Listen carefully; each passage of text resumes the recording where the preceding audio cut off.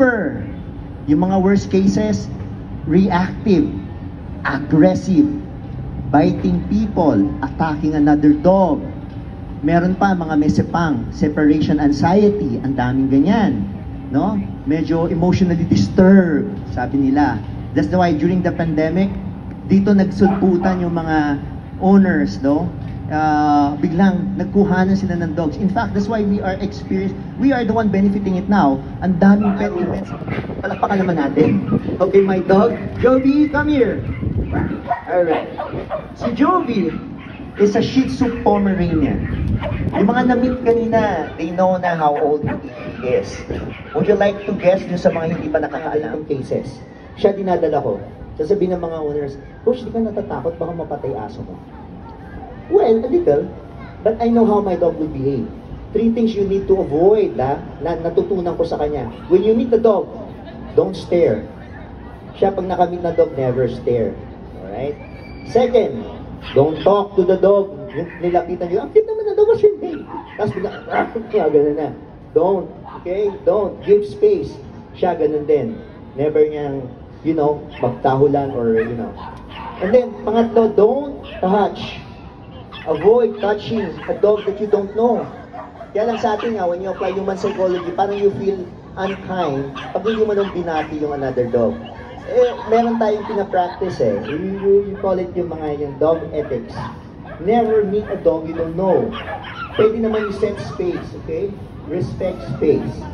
Okay. So, Jovi, wait lang. Sige, dito, kaya na dito. Up! Alright, Jovi, eto, you see all this edge of my business? Everything you see here, they are for sale. You can buy doon. Yung wala kami doon, you can order it online. So you can follow us on Instagram, Dog Tools.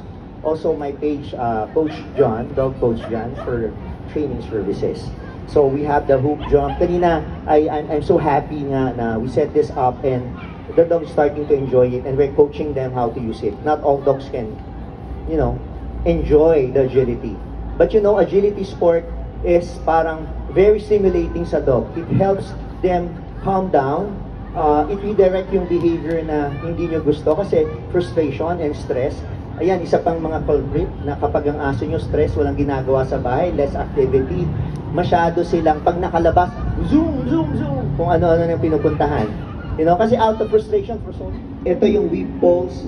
We have the weave cones. So ito, pag ginawa ng aso nyo, na-establish nyo rin yung communication. There should be better communication in your relationship. Kasi yung tandem nyo rito, it will not work kung hindi ka naiintindihan ng aso at hindi ka tinatrust. In fact, yung shoot, mahirap to Up. So if your dog trusts you, papasukin na yan. Right? Come here. Ang hurdles, hop, jump, go. Yan. And then ramp. Here. Jovi. Okay, ramp. Now we go to the hoop jump. Another.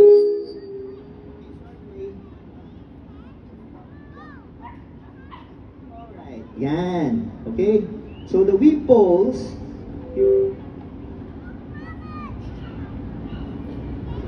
So yan. So ito, it did not happen overnight. Kailangan you have to establish yung relationship, good relationship. Training is relationship-based. It doesn't happen overnight. If you're gonna teach your dog skills, you have to create this relationship. There should be better communication. Recall. Kapag malakas ang recall, even your dog is so distracted. Everywhere we go, at yung agility skills, mapapakinabangan nyo. Can I handle your dog now? Don't worry about my dog. He can handle a bite. Notice my dog how he handles an aggressive and reactive dog. He doesn't fly. He doesn't go. He sticks with me. You know why? He understands very well I'm controlling the situation for him. The problem with other dogs, yung na-experience ko, like nangangagat, is a Japanese Spitz. Everyone who comes near would go attack and go for a bite. Ngayon, yung owner nakaganon, no. Alam ng aso that she cannot manage the situation. That's why the dog is taking over. When I took the dog, pinalapit sa akin iba-ibang tao. The dog just sat and did not react. So, ibig sabihin, the dog knows that I can manage and I can handle the situation for him. Okay? The thing now with him, look, his mind is everywhere. Okay? See. Now, sabi ko nga, look at the tail stop. Ano ibig sabihin? Okay? Hindi siya komportable, may fear, anxious, everything. Dahil, hindi siya sanay sa ginagawa niya. Ako, I'm not talking to him. I stay calm. Eventually, he'll figure out how this work. Bakit nagkakaroon ng pressure? Because every time he pulls, nag-out of control siya, nagaganon siya. But then, pag nag-submit siya, kumalma siya, kumakalma rin yung leash eh. So, yung tension ng leash, you communicate to the dog agad eh. Too much tension is telling your dog to be alert. Something's going on, not right. Pag ganyan, normally yung mga, pag may mga aggressive dog, no. Ganun, tinatago mo na, and you keep on pulling him. Dapat, relax ka lang. When your dog is relaxed, relax ka lang din. Okay? And when you, here, that's submissive. Kapag nag-sit na siya, this is the best time to praise your dog. Okay? Kapag kino-correct nyo, don't use the name. Ito, human psychology, you get the attention of your dog, especially kapag may ginagawang hindi maganda, name agad. Right? Halimbawa, chili. Diba? Chili. No. Chili. You're using it the wrong way. Kailangan, yung chili should be a good word. It should be reinforced with good things. Kailangan rewarded. Look at chili now. While I'm discussing these things to you, ganito lang siya. A while ago, he was pulling. He wanted to go back to his owner. Now he's so calm. My leash is calm. I can drop the leash and make him stay like this. That's the best time you reward him. Good boy. And you say, chili, good boy. A good boy. And then stop. Don't be so overwhelmed. Otherwise, kapag nalaman niya na, oh, okay na ako, mami, okay na ako, and they started jumping again. You need to put a stop to it. Kailangan using this leash. Why? I was able to communicate with the dog better. He understands. The moment nilagay namin yun, my mom told me to stop because I am misbehaving. Now we're gonna walk. I'll be the one to control the walk. So, I will not say, let's go this way. You just walk. Yung iba nagbebeg pa, Coach, come back. You don't wanna walk. Why? Tapos mag-stop. Come on. No. Okay. Kailangan ang ritual when you walk your dogs, either he stays behind or he stays beside. Don't give him so much space to explore. Otherwise, hilay na kayo. Isa pang mali. You hold the leash at the end and then giving him so much space. Tapos siya pa yung nasa unahan. This is wrong. You are, position-wise, he's already leading. He's the leader and you're just a follower. Wherever he goes, oh, you decide where to go. There? Okay. I wanna meet that dog. And then, doon na nag-start na yung dog pala nalapitan niya, reacted. It's too late. It happened already. Because, hindi mo na ma-manage eh. So this time, control. I didn't say to sit. I communicate using the leash. And then, calm. And I would say, good, Chili. Okay. You don't give him any option. Let him experience it. And then at the end, kapag successful siya, that's the time you praise him. Yung iba, they stop because, ako, nahirapan ka, wag na lang. Hindi. Kailangan, paramdam mo na, don't worry, trust me. Okay? Trust me. So, no talk. Habang ginagawa yun, hindi yung, come on, kaya mo yan. Hindi ganon. Okay? Kapag nalaman niya na, okay, it feels good naman pala at the end. Kasi nawawala yung pressure. Notice ang aso pag masyado na yan, mentally stimulated siya ngayon eh. Kasi meron siyang mga ginagawa na against his will. Pero nare-realize na, ano yung Toby? Oh, Toby, no, Toby, it's okay. It's okay, ganun tayo, di ba? The more, he's gonna react to this. So Toby has the energy to resist. Kanya, no? To resist. Reactive ba siya? Anything aggressive? May times nag-snap? Ano pakiramdam pag nakikita nyo? Na-hurt kayo? Naawa kayo, no? Hindi ko naman siya sinasaktan eh.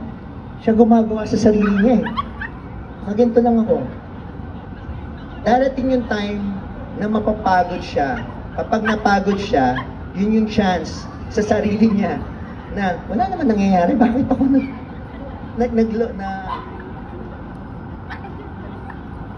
tanong, how long siya mag-stop? How long siya gagawin to? Diba? It's finding a way how to get out of the situation. Ngayon, nakita niya, siya yung gumagawa yung gano'n eh. Kaya siya nahihirapan. Pero nung nag-stop siya, nawala yung tension sa leash eh. Right?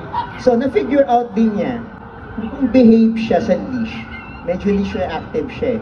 The more lang siya mahihirapan kasi hindi ako nagsasubmit sa kanya. Okay?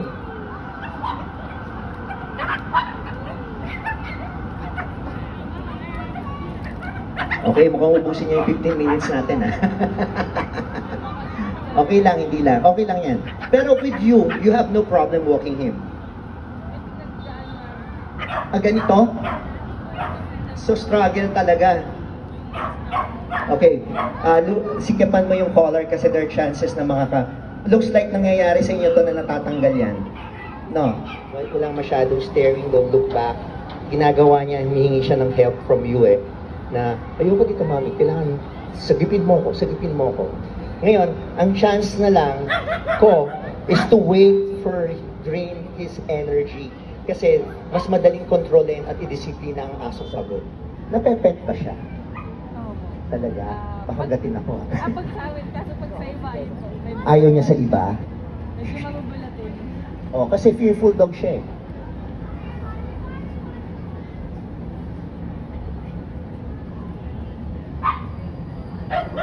Okay. So, yung kalmadong energy mo, madaling pakalmahin yung aso. Okay, see? If you do this all the time, mapapansin niya yung, nagbago yung amo ko. Actually, what's causing him is the one behind the leash. You see now? There we go back. Okay? Kasi 15 minutes lang eh. Okay? Okay, we can take off the leash now. Sige.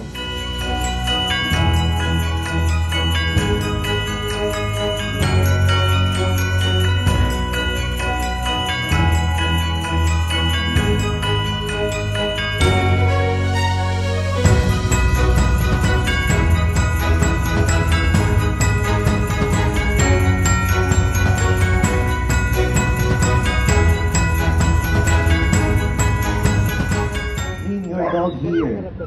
Dalawang aso na nag-aaway sa isang household. And I don't know what started it, pero magkatinginan lang away daw. And it's, para for them, parang they're losing hope. It's already impossible na magkasama yung aso or magkadikit lang. So what they do is they separate the dogs. So I challenged them, bring the dog here. So they did. This morning, dinala nila yung dalawang aso nila. Okay? Tayong masyadong concerned sa feelings ng aso. We humanized them already. We thought they have emotions just like us. Because we're using the wrong psychology. We communicate with the dog using our own psychology. Human psychology. Anong difference? Human psychology, we're so governed by our emotions. Masyado tayong affected. Pag nalaman natin, for example, simple issue ng aso. Humihila. Kanina, just ganun din. Meron na pumunta sa akin, humihila daw. They could not control. Pull. You. Kasi nga, dog will always find a way how to train you. They're just figuring out kung ano yung mga weaknesses nyo. Sa pagkain, may mga choosy dito na pag binigyan ng mga food, minsan hindi kinakain, dinededma. Meron mga ganong cases. Okay, kahit hindi aminin. Okay. Yung mga ganon, I'll give you a tip. Again, if you apply human psychology, your dog did not eat, nag-skip ng meal, nag-aano ka na, you're so desperate na hanapan ng pagkain para kumain na. Just introduce my dog. Since yesterday, nag-work na. Joby, meron pa dito yesterday na nandito. Anyone here or bago lahat ito? Ngayon lang kayo nagpunta on the second day. So, I presume lahat. Kasi wala nagtataas ng kamay.